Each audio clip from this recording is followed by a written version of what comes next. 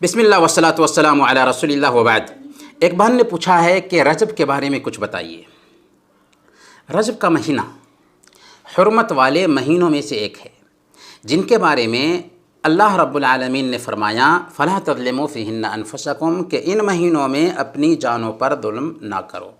یعنی خاص طور پر حرمت والے مہینوں میں جنگ و جدال سے بچنا ہے، گناہوں کے ارتکاب سے بچنا ہے۔ حالانکہ جنگ و جدال ہمیشہ منع ہے، گناہوں کا ارتکاب ہمیشہ منع ہے، لیکن چونکہ یہ حرمت والے مہینے ہیں اس لیے گناہوں کے ارتکاب سے رک جانا چاہیے۔ لیکن کیا اس کا مطلب یہ ہے کہ رجب کے مہینے میں خاص عبادت کا اہتمام کیا جائے؟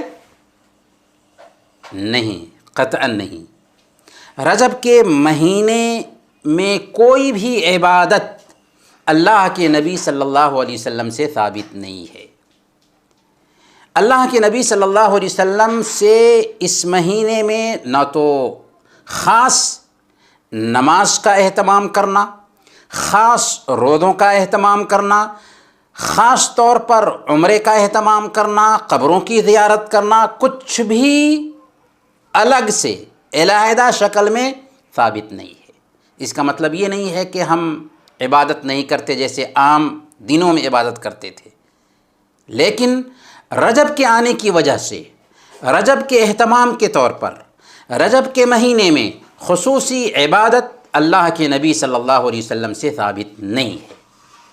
اور شریعت میں قاعدہ یہ ہے کہ عبادات توقیفی ہوتی ہیں۔ کیا مطلب؟ مطلب یہ ہے کہ عبادت وہی کر سکتے ہیں جو کتاب اور سنت میں آئی ہے، جس کی دلیل ہمیں قرآن اور حدیث سے ملتی ہے، وہی عبادت ہے۔ اپنے من سے ہم عبادت نہیں بنا سکتے، یہ بدعت ہے، یہ ایجاد بندہ ہے، اور یہ عبادت ہمارے چہرے پر مار دی جائے گی۔ حافظ ابن حجر رحمۃ اللہ علیہ رجب کے بارے میں لکھتے ہیں کہ لم یرد فی فضل شہر رجب ولا فی صیامہ ولا فی صیام شیء منہ معین ولا فی قیام لیلۃ مخصوصۃ فیہ حدیث صحیح یصلح للحجہ۔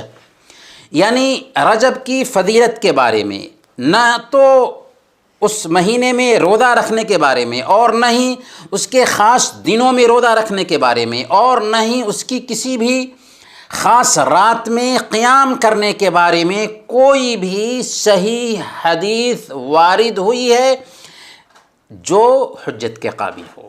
گویا کہ رجب کے مہینے میں خصوصی عبادت کا اہتمام کرنا غلط ہے۔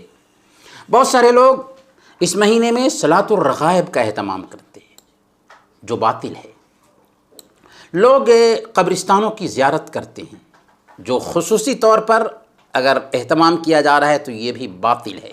ہمیشہ کبھی بھی زیارت کر سکتے ہیں قبرستان کی۔ کچھ لوگ اس مہینے میں زیادہ عمرہ کا اہتمام کرتے ہیں، حالانکہ عمرہ کا خصوصی اہتمام بھی اس مہینے میں ثابت نہیں۔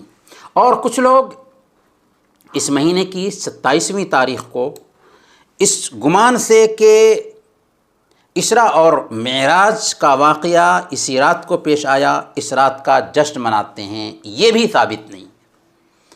خود کیا اسراء اور معراج 27ویں کی رات کو عمل میں آیا؟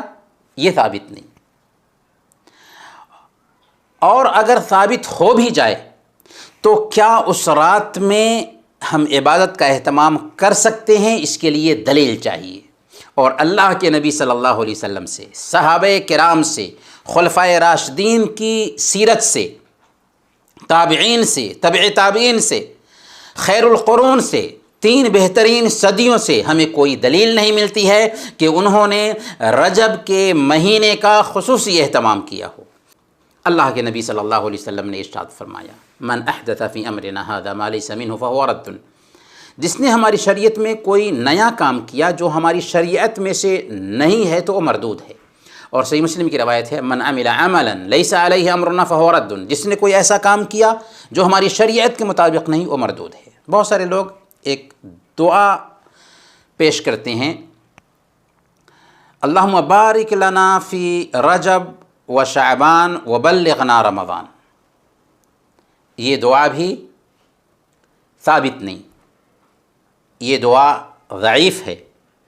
امام نووی نے الاذکار میں، امام ابن رجب نے لطائف المعارف میں، اور امام البانی رحمۃ اللہ علیہ نے بھی اس کو ضعیف قرار دیا ہے. ہاں، ایک بندے کے لیے اس بات کی گنجائش ہے کہ وہ اللہ رب العالمین سے دعا کرے کہ اللہ ہمیں رمضان نصیب فرما، اور اس دعا کا اہتمام کرنا اچھی نیت کی پہچان بھی ہے کہ ایک بندہ اللہ رب العالمین سے دعا کر رہا ہے کہ اسے رمضان نصیب فرما. لیکن کسی بھی دعا کا اہتمام کرنے کے لیے اس کا ثبوت چاہیے ہوتا ہے. اس دعا کا اہتمام کرتے ہیں کہ اے اللہ ہمیں رجب میں برکت عطا فرما، شعبان میں برکت عطا فرما، اور رمضان تک ہم کو پہنچا دے.